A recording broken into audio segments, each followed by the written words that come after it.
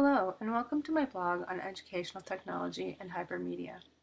Educational technology, originally known as instructional technology, has grown and changed over the years with the advancement of computers and digital media.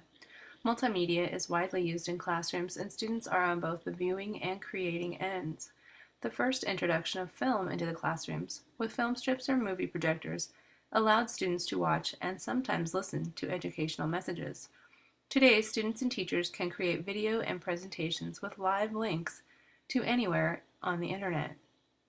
Teachers considering the use of multimedia or hypermedia in the classrooms have a plethora of ways to use it. Teachers' domain suggests the following frame, focus, and follow-up guidelines when including multimedia. Frame, focus, and follow-up refer to how a teacher should set up or frame the message.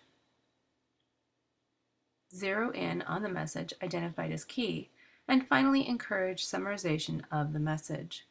When choosing to use multimedia, a teacher may choose to use it to introduce a topic, reinforce a message, or assess what students have learned, according to teacher's domain.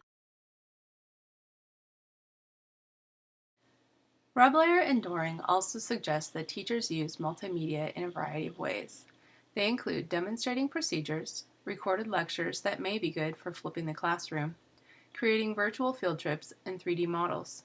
Students may want to use multimedia to create presentations and interactive storybooks and document work through video or hypermedia portfolios.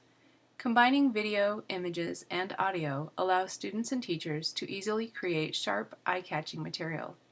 Viewers and creators must process information actively in order to comprehend and remember it, or according to Ozabel and Weller in Stemler's Educational Characteristics of Multimedia.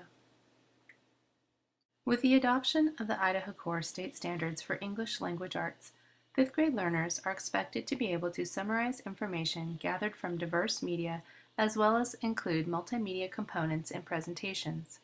Included in the document, the state has written that new technologies have broadened and expanded the role that speaking and listening play in acquiring and sharing knowledge, and have tightened their link to other forms of communication.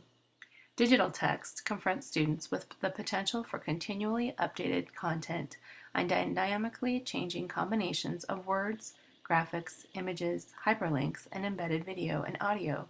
This is found on page 22 of the Idaho Core Standards.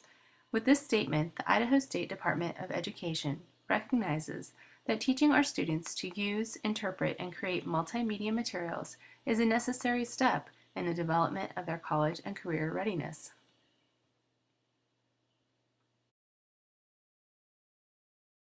Benefits of using multimedia in the classroom allow learners to experience their subject indirectly through field trips, illustrations, and experimentation. The use of multimedia addresses different learning styles, encourages interaction and creation of connections, especially when discussed through follow-up activities, and provides common experiences for all learners, as mentioned by the National Teacher Training Institute.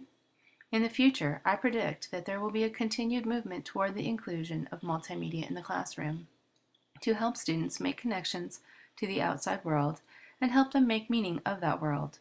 Students today are increasingly capable of drawing from multiple resources to make connections and new meaning, which are higher level thinking skills all teachers hope to instill in their learners.